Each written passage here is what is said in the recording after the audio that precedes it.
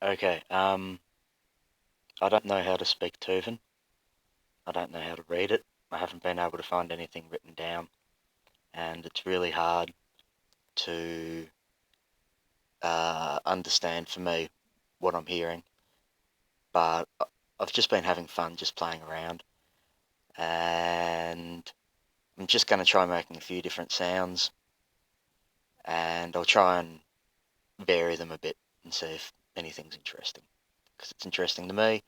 If someone else can tell me how to do things, that'd be helpful.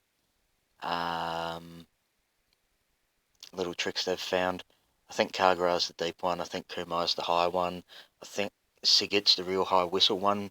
I can't get my head around that, but I'll just try making a few sounds.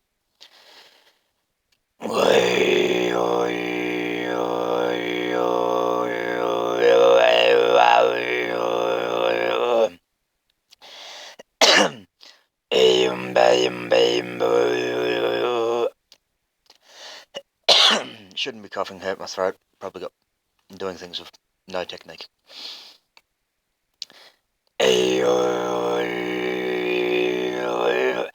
Had a little wobble there, try and do that again.